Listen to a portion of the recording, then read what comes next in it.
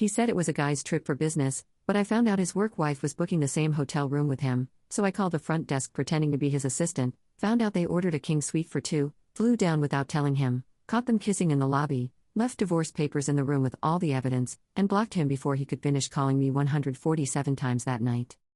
My husband Jake, 38M, and I, 35F, have been together for 15 years, married for 12. We met in college, did the whole fairy tale thing, small wedding, bought a house, got a dog, the works. I thought we were happy. Scratch that, I know we were happy, at least until about 2 years ago when everything started to change. Jake works in marketing for a mid-sized tech company. About 3 years ago, they hired this woman named Melissa, 28F, as a project coordinator. From day one, Jake couldn't stop talking about how brilliant and innovative she was. How she got his vision for campaigns. How they worked so well together as a team. Red flags? What red flags? I was apparently colorblind. At first, I was actually happy for him. Jake had been in a bit of a career rut, and having someone who appreciated his work seemed to reinvigorate him. He started staying later at the office, taking on more projects, actually enjoying his job again. As his wife, I was proud of him. But then the work-wife comments started. Oh, Melissa and I are like work spouses, he'd laugh when I'd ask why he was texting someone at 11 p.m. You know how it is, we just understand each other's work styles. Melissa thinks I should pitch this idea to the boss. Melissa found this great restaurant for the team lunch. Melissa. I started feeling like I was married to two people, except one of them I'd never actually met because Jake kept making excuses about why I couldn't come to work events. It's just going to be boring work talk, or you wouldn't enjoy it, it's all industry people, or my personal favorite, Melissa's pretty shy around new people, I don't want to make her uncomfortable. Making her comfortable. Not me. Her. So gradual that I convinced myself I was being paranoid. Jake started working out more, buying new clothes, using cologne I'd never smelled before. He said it was a midlife refresh and that he wanted to feel more confident at work. When I complimented him on a new shirt, he casually mentioned that Melissa said the color looked good on me. He became more secretive with his phone. Not obvious about it, but subtle. He'd place it face down during dinner, take it with him to the bathroom, charge it on his side of the bed instead of the kitchen counter like he'd done for years. When I'd ask who was texting, it was always just work stuff or the guys. Our intimacy started declining. Not just sex, but everything. The good morning kisses became pecks. The random hugs while I was cooking dinner stopped. He stopped asking about my day with any real interest. When I tried to tell him about something that happened at my job, I'm a graphic designer at a small firm, he'd nod along while clearly thinking about something else. But the worst part? He started comparing me to her. Not directly, never directly. Jake's too smart for that.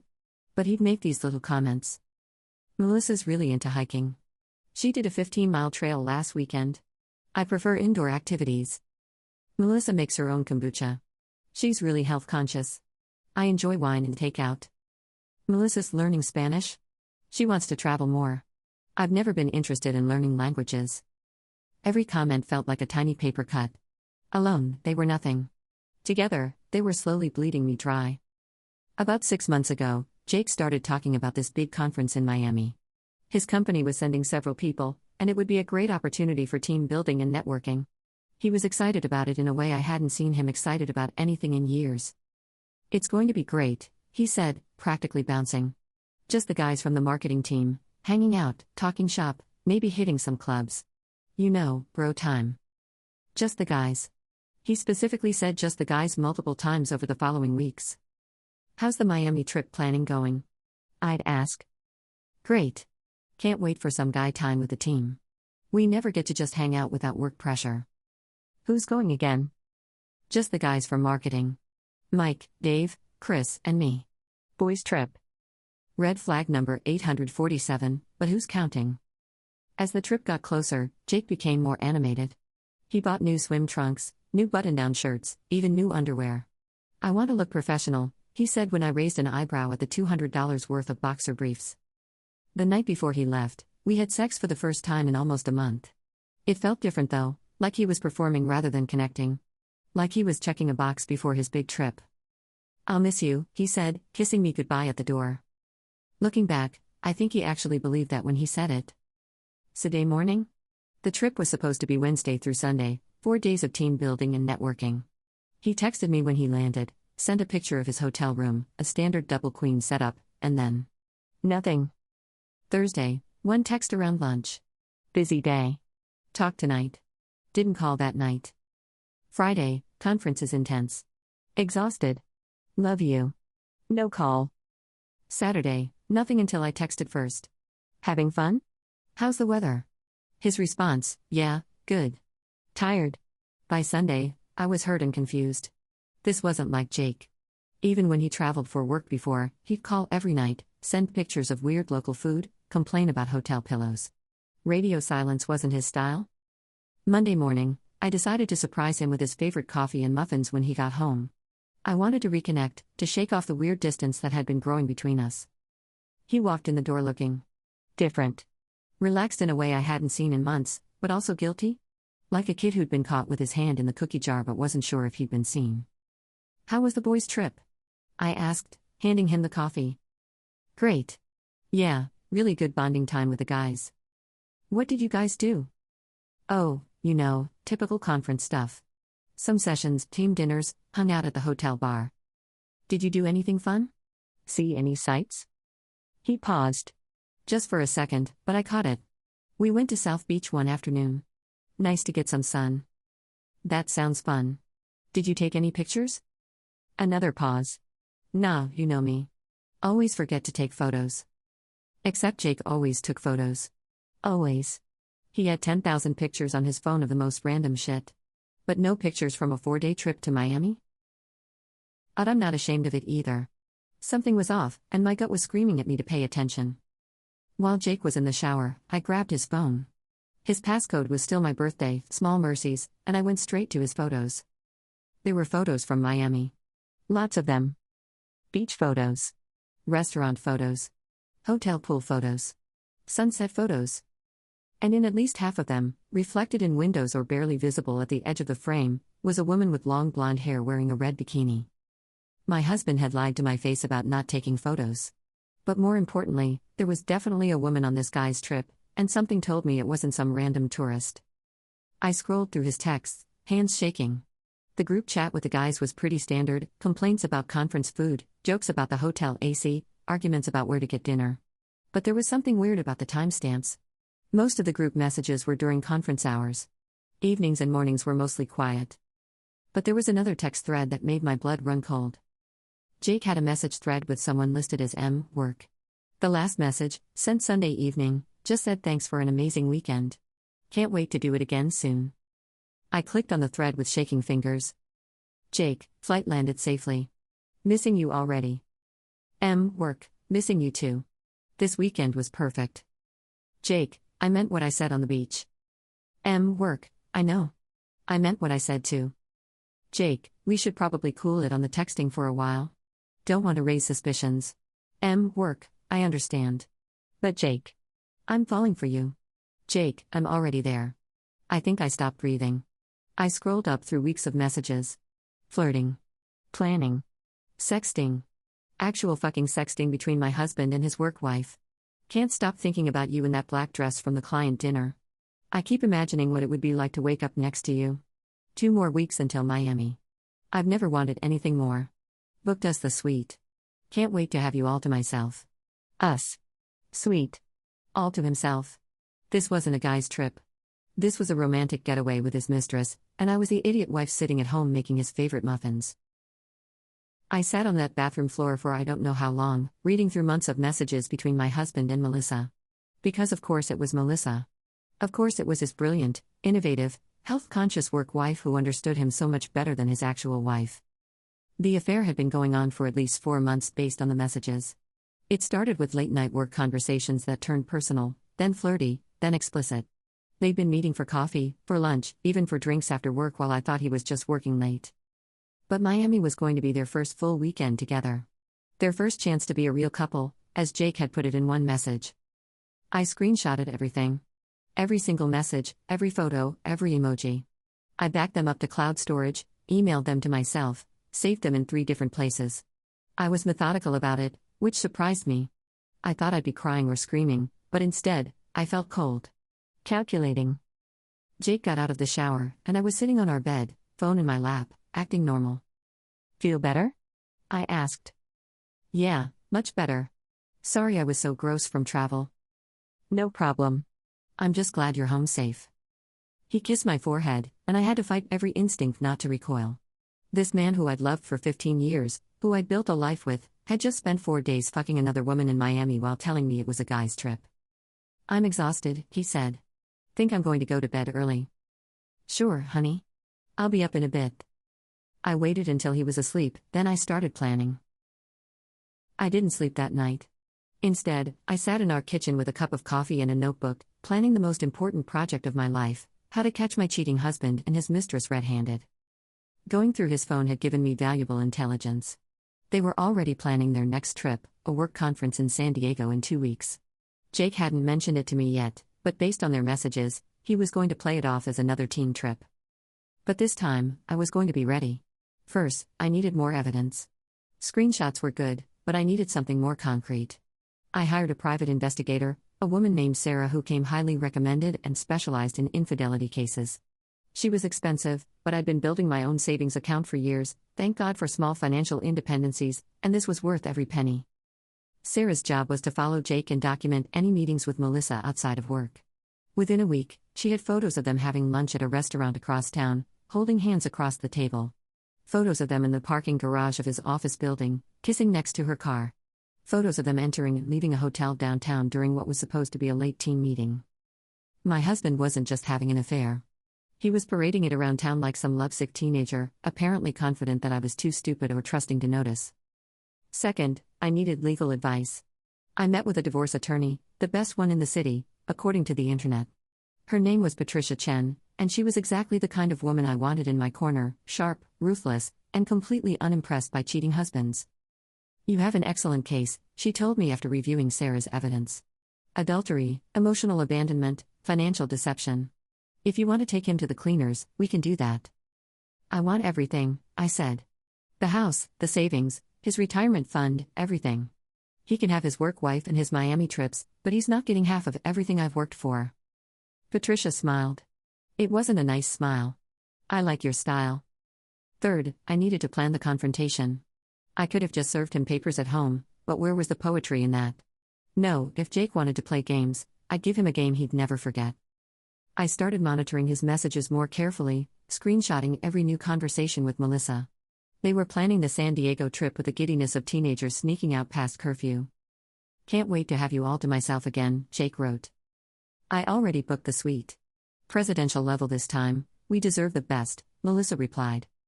2 weeks feels like forever. I know, baby. But it'll be worth the wait. Baby. My husband was calling another woman baby. I booked myself a flight to San Diego. Jake announced the San Diego work trip exactly like I knew he would, 2 weeks before he was scheduled to leave. Hey babe, so I've got another conference coming up. San Diego this time. Oh really? When? Next month. Just a long weekend, Thursday through Sunday. Is it the same group going? The guys? He didn't even blink. Yeah, same team. Should be good for morale. The lies came so easily to him now. It was almost impressive how smoothly he could look me in the eye and lie about fucking another woman. That's great, honey. You seem to really enjoy the Miami trip. Yeah, it was good bonding time. Bonding time. With his dick. In Melissa's vagina. I waited a few days, then started my own preparations. I called Jake's hotel in San Diego, pretending to be his assistant. Hi, this is calling on behalf of Jake Morrison from Pinnacle Marketing. I need to confirm some details about his reservation for next week. Of course. Let me pull that up. Yes, I see Mr. Morrison has the presidential suite booked for Thursday through Sunday. King bed, ocean view, champagne package included. Is there anything else you need to confirm? King bed. Champagne package. For a guy's trip. Actually, I think there might be an error. Could you tell me how many guests are registered for the room? The reservation shows 2 guests, Mr. Morrison and Ms. Melissa Chen. There it was. Black and white confirmation that my husband and his mistress had booked a romantic suite together while he told me he was going on a work trip with the guys. That's perfect, thank you so much for confirming. I hung up and immediately called Patricia. They booked a suite together under both their names. Presidential level, king bed, champagne package. I have them dead to rights. Excellent. When do you want to serve the papers? I want to catch them in the act. Can you have everything ready by Friday? Consider it done. And may I say, your husband is an idiot for cheating on someone with your level of strategic thinking. I like Patricia more every day. Thursday morning, Jake kissed me goodbye like the loving husband he'd been pretending to be for months. I'll miss you, he said, holding me just a little too long. Overcompensating. Miss you too. Have fun with the guys. It'll probably be pretty boring. Don't expect too many texts, you know how these conference schedules are. I understand completely. He grabbed his suitcase, the expensive one I'd bought him for our anniversary 2 years ago, and headed for the door. Jake? He turned back. Yeah? I love you. It wasn't a lie, not entirely. I did love him, or at least I loved who I thought he was. But I also wanted to see if he'd feel guilty about it. If there was any part of the man I'd married still in there. His face softened. I love you too, babe. More than you know. And then he left to spend a romantic weekend with another woman. I waited exactly 30 minutes after he left, then grabbed my own suitcase and headed to the airport. The flight to San Diego was the longest 3 hours of my life. I kept imagining what I was going to find, how I was going to handle it, what I was going to say. I'd practiced different scenarios in my head, but honestly, I had no idea how I'd react when I actually saw them together. Patricia had messengered the divorce papers to my hotel that morning. Everything was ready. I checked into my hotel around 2 p.m., a different hotel from theirs, because I'm not completely crazy. I just needed somewhere to get ready and plan my approach. The original plan was to wait until Friday evening, catch them at dinner or in the hotel bar, make a scene, serve the papers, and leave. Clean and dramatic. But as I was sitting in my hotel room, staring at my phone, I realized I couldn't wait. The not knowing was killing me. I needed to see it with my own eyes. I took an Uber to their hotel. The hotel Jake and Melissa had chosen was gorgeous, one of those luxury beachfront places where rooms start at $500 a night. Way nicer than anywhere Jake and I had ever stayed together, which was another knife twist I didn't need but got anyway. I sat in the lobby for about 20 minutes, trying to work up the courage to go upstairs. What if they weren't in the room? What if they saw me first? What if I chickened out? But then the elevator doors opened, and there they were. Jake and Melissa, walking out hand in hand, dressed for dinner. She was wearing a red dress that hugged her body perfectly, and Jake was in the blue button-down shirt I'd complimented him on just last week. They were both glowing with that post-sex, pre-dinner happiness of people on vacation. They looked like a couple. A real, genuine, happy couple. And they looked nothing like Jake and I had looked in years. I watched them walk across the lobby, Jake's hand on the small of her back, Melissa laughing at something he whispered in her ear. They stopped at the concierge desk to ask about restaurant recommendations, and Jake pulled her closer to him while they waited. It was such a small gesture, so automatic and natural, and it broke something inside me that I didn't even know was still intact. This wasn't just sex. This wasn't just an affair. Jake was in love with her. They headed toward the hotel restaurant, and I followed at a distance. They were seated at a table by the window, ocean view, candlelit, and romantic. I took a seat at the bar where I could watch them without being seen. I ordered a whiskey and watched my husband romance another woman. He was animated in a way I hadn't seen in years, gesturing and laughing, completely absorbed in whatever she was saying. She was leaning across the table, playing with her hair, giving him every signal that she was as into this as he was. At one point, Jake reached across the table and took her hand. She said something that made him laugh, and he brought her hand to his lips and kissed it. When was the last time Jake had kissed my hand? When was the last time he'd looked at me the way he was looking at her right now? I finished my whiskey and ordered another. They ordered champagne. They fed each other bites of dessert. They took selfies with the sunset behind them. They were creating memories and moments while I sat 20 feet away, drinking alone at a hotel bar, watching my marriage crumble in real time. After dinner, they walked back through the lobby toward the elevators. Jake had his arm around her waist, and she had her head on his shoulder. They looked like they were floating. I waited until the elevator doors closed, then I made my move. I rode the elevator up to the presidential suite level, my heart pounding so hard I thought I might throw up. The divorce papers were in my purse, along with printed copies of all their text messages, the photos Sarah had taken, and a USB drive with everything backed up. I stood outside their room for a solid 5 minutes, listening. I could hear them talking and laughing inside, then music started playing. Something slow and romantic. I knocked on the door. The talking stopped. Footsteps approached the door. "Room service?" Jake's voice called out. "We didn't order room service," I heard Melissa say in the background. More footsteps. The peephole darkened as someone looked through it. Then silence. Then, oh, fuck. Oh, fuck. What? What is it? Melissa's voice was closer now. It's my wife.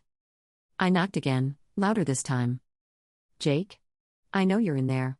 Open the door. More silence. Frantic whispering I couldn't make out. Jake, if you don't open this door, I'm going to start screaming in the hallway about how my husband is fucking his coworker in a hotel room while I'm at home thinking he's at a work conference. I wonder what your other colleagues would think about that? The lock clicked. The door opened, and there was my husband, still in his dinner clothes, looking like he'd seen a ghost. Behind him, I could see Melissa sitting on the edge of the king bed, her red dress wrinkled, her lipstick smudged. Hi, honey, I said.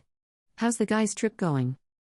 Jake opened and closed his mouth like a fish for a solid 10 seconds. I'd never seen him speechless before. It was almost satisfying enough to make up for everything else. Almost. How are you? What are you doing here? Funny story about that, I said, pushing past him into the room. I was sitting at home last night, missing my husband who was supposed to be at a work conference with his male colleagues, when I decided to call the hotel to see if I could send you flowers as a surprise. Melissa stood up from the bed, smoothing down her dress. She was prettier in person than she was in the photos Jake had shown me over the years. Younger. Blonder. Everything I wasn't. Imagine my confusion, I continued, when the front desk told me that the reservation was for 2 people, Jake Morrison and Melissa Chen. Presidential suite. King bed. Champagne package. I pulled out my phone and started reading from their text messages. Can't wait to have you all to myself again. I already booked the suite. Presidential level this time, we deserve the best. 2 weeks feels like forever. I know, baby. But it'll be worth the wait. Each quote hit Jake like a physical blow. He actually winced. Stop, he said quietly. Please. Stop what? Reading your love letters to your work wife while you told me you were going on a boys' trip? Or stop embarrassing you in front of your girlfriend? She's not my. He stopped himself. She's not your what, Jake? Your girlfriend? Because these messages suggest otherwise. Or were you going to say she's not your wife? Because you're absolutely right about that. I'm your wife. Remember me? Melissa finally found her voice. Look, I think maybe I should go. Oh no, I said, turning to face her. You're not going anywhere. You're half of this equation, sweetheart. You knew he was married. You knew I existed. You chose to fuck my husband anyway, so you get to be here for the consequences. Her face went white, but to her credit, she didn't try to run. I turned back to Jake. 12 years. 15 if you count dating. Half my fucking life, Jake. I've been with you for half my life, and this is what I get? It's not what you think, he started. It's not what I think? Jake, I have photos of you 2 kissing in parking garages. I have text messages where you talk about leaving me. I have hotel receipts for your romantic getaways. I have GPS data showing that your late work meetings were actually at hotels across town. What exactly is it not? He had nothing. No explanation, no excuse, no defense.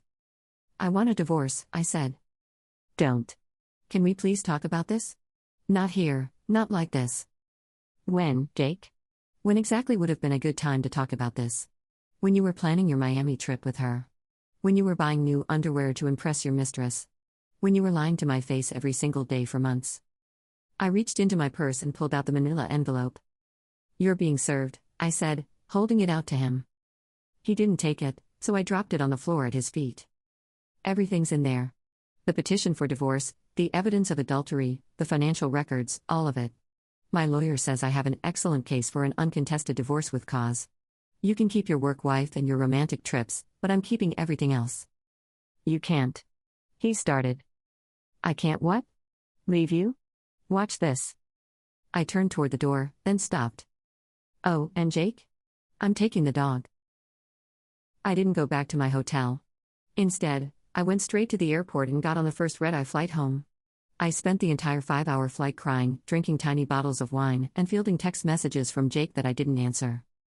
By the time I landed, I had 23 missed calls and 47 text messages.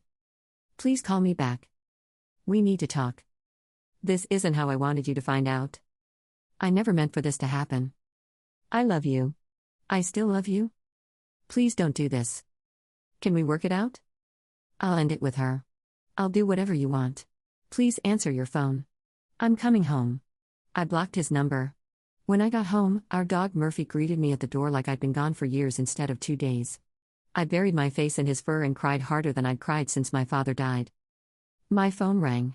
Jake, calling from Melissa's phone. I blocked that number too. Then my work phone rang. Jake again. I turned it off. An hour later, someone was pounding on my front door. I knew it was Jake, but I didn't answer. He stood out there for 20 minutes, alternately knocking and pleading through the door, before finally giving up. I changed the locks the next morning. The divorce proceedings were exactly as brutal as I'd hoped they would be. Jake tried to play the victim at first, claiming that I'd ambushed him and that we should try counseling instead of lawyers. But Patricia was ruthless. She laid out every piece of evidence we had, the text messages, the photos, the hotel receipts, the GPS data, everything. Jake's lawyer took one look at the file and recommended he accept whatever terms I offered. Your client was caught red-handed in an extramarital affair, Patricia told them during our first mediation session. He lied to his wife repeatedly, used marital funds to finance his relationship with his mistress, and showed a pattern of deception and betrayal that goes back months. My client is willing to settle this quickly and quietly, but if you want to drag this out, we're prepared to make this very public and very expensive. Jake looked like he wanted to disappear into the floor. In the end, I got everything I asked for. The house, the savings account, his 401k, the car, the dog, and spousal support for 3 years. Jake got to keep his work wife and whatever was left of his dignity. The whole process took 4 months. 4 months of Jake trying to contact me through mutual friends, showing up at my work, sending flowers with apology notes, and generally making a nuisance of himself while I rebuilt my life. But the most satisfying part? About 6 weeks after I served him, Jake and Melissa broke up. Apparently, the thrill of the affair was a lot more exciting than the reality of being together while going through a messy divorce. Who could have seen that coming? Jake moved in with his brother and started dating some 25-year-old from Tinder within 2 months of our divorce being finalized. Melissa transferred to a different department at their company to avoid the gossip. And me? I'm doing better than I ever thought possible. It's been 8 months since I caught Jake and Melissa in San Diego, and honestly, I'm happier than I've been in years. The house feels different without Jake's energy in it, lighter, somehow. I redecorated the bedroom, bought new furniture, and turned his home office into an art studio. I'd forgotten how much I loved painting until I had the space and mental energy for it again. Murphy loves having me all to himself. We go on long walks every morning, and he sleeps on Jake's side of the bed now. Sometimes I think he understands what happened and is trying to make up for it by being extra loving. Work has been great too. Without the constant stress and distraction of trying to figure out why my husband was pulling away from me, I've been more creative and productive than I've been in years. I got promoted to senior designer last month and a raise that's helping me build my savings back up. Dating feels weird to think about, but I'm not opposed to it eventually. A few friends have tried to set me up, but I'm not ready yet. I'm still figuring out who I am as a single person after 15 years of being half of a couple. But the best part? I sleep so much better now. I didn't realize how much energy I was spending on worry and doubt and trying to convince myself that everything was fine when it obviously wasn't. Now I know the truth, as horrible as it was, and truth is always better than uncertainty. About 3 months ago, Jake started trying to reach out again. Not to get back together, even he's not that delusional, but to apologize properly and explain his side. He sent a long email that I deleted without reading. He left a voicemail that I deleted without listening to. He sent a letter to my work address that I threw away unopened. Finally, he showed up at my favorite coffee shop on a Saturday morning. I was reading and enjoying my weekend when I looked up and saw him standing next to my table. "Please don't leave," he said before I could stand up. "I just need 5 minutes." I looked at him, really looked at him, for the first time since that hotel room. He looked older, tired, like he'd lost weight. His hair needed cutting, and his clothes didn't fit quite right. "You have 5 minutes," I said. He sat down across from me, and for a moment, neither of us said anything. "I fucked up," he finally said. "I know that's not enough, and I know it doesn't fix anything, but I need you to know that I know how badly I fucked up." I didn't respond. "It wasn't about you," he continued. "You didn't do anything wrong. You were a good wife, a great wife, and I threw it all away for. I don't even know what for." "For Melissa," I said. "For the idea of Melissa. For the fantasy of being someone different, someone more exciting. But it wasn't real. None of it was real. It was real enough to lie to me for months." "I know. I know, and I hate.